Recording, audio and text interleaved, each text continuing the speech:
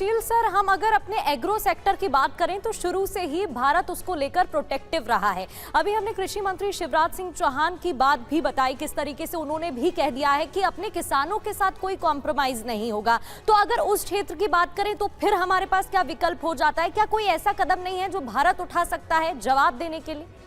देखिए, जहाँ तक जवाब देने की बात है तो भारत सरकार ने, जैसा अभी अब आप भी बात कर रहे हैं, कि एक बहुत मल्टी प्रोंग अप्रोच ली गई है इसके लिए, इसका समस्या का सामना करने के लिए, जो एक अचानक एक मैं कहूँगा पिछले 3-4 महीने से खड़ी हुई है।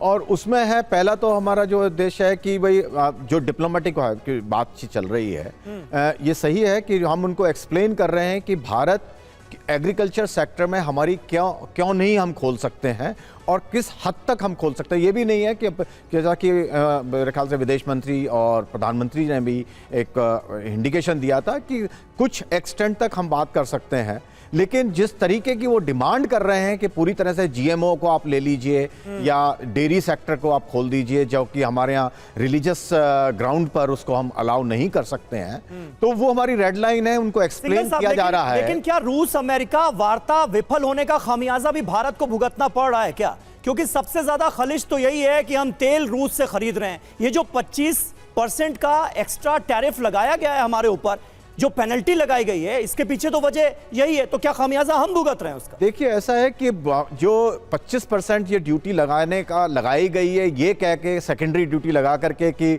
हम रशिया से फायदा उठा रहे हैं, मेरे विचार से केवल एक बहाना है वो।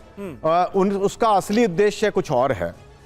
क्योंकि अगर यही सीरियसनेस होती इसमें, अगर ये बात जो कह रहे हैं अगर ये इसमें सत्यता होती, तो इसमें अमेरिका बड़े आराम से ईरान और वेनेजुएला पे जिस तरह की इन्होंने सैंक्शन लगाई हैं, उसी तरह की सैंक्शन रशिया के ऊपर लगाते तो उसका उनको रिजल्ट निकलता।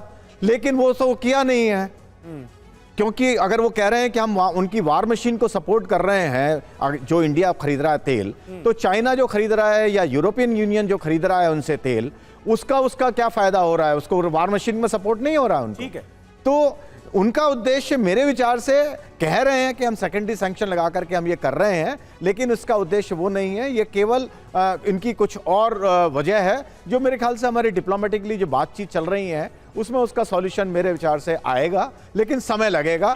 अभी हमें उसके लिए जो समस्या खड़ी हुई है उसका सामना करने के लिए तैयार रहना पड़ेगा। ठीक है सिंघल जी। और देखिए, इस मुद्दे पर, टैरिफ थ्रेट पर एक्सपर्ट्स क्या कह रहे हैं, ये अब आपको बताते हैं, सुनवाते हैं। एक्सपर्ट से जानिए टैरिफ का भारत पर असर क्या पड़ेगा।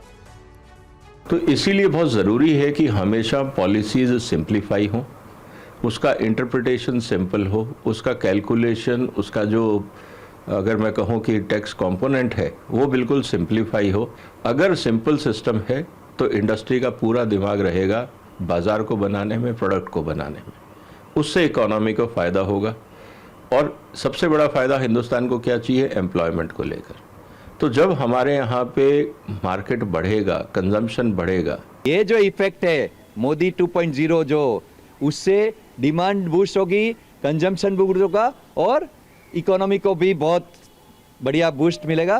तो 6.5 जीडीपी ग्रोथ रहेगा। तो उसकी जो इफेक्ट है ट्रंप की टैरिफ की, वो पूरी ऑफसेट हो जाएगी। ठीक है, जो एक्सपोर्ट्स हमारा थोड़ा कम हो जाएगा, लेकिन एक्सपोर्टर को डोमेस्टिक डिमांड, जो घरेलू डिमांड है, वो बढ़ के वो ऑफसेट हो जाएगी। और मोदी जी ने यूएस को छोड़ के बाकी जो देशों में भी निर्यात बढ़ाने का भी जो बिजनेसमैनों को हिंट दे दी है, प्लस जो ब्रिक्स कंट्री है, ब्राज़ील, रशिया, चाइना के साथ भी हमारा रिलेशन बढ़ाया है, तो वो सब होके ट्रंप की इफेक्ट बहुत ही कम हो जाएगी।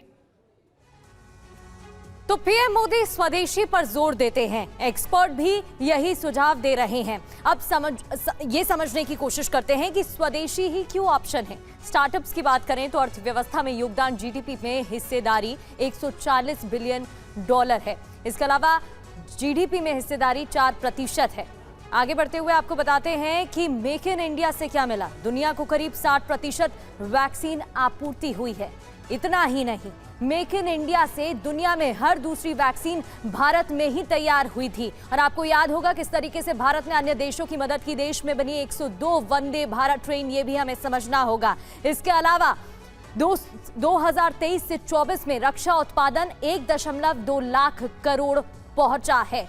दुनिया के 90 देश को हथियारों का निर्यात भी भारत से किया जा रहा है। कपड़ा उद्योग की बात करें तो इस क्षेत्र में, इस सेक्टर में 14.5 करोड़ रोजगार बढ़ा है। और इसके अलावा देश में हर साल 40 करोड़ खिलौनों का उत्पादन भी हो रहा है। इसके अलावा देश का संकल्प क्या है? घरेलू उद्योग की अगर बात करें, अमेरिकी बाजार का विकल्प तैयार करना, ये एक ऑप्शन हमारे पास खड़ा हो रहा है और इन्हीं सभी क्षेत्रों में अब भारत फोकस कर रहा है।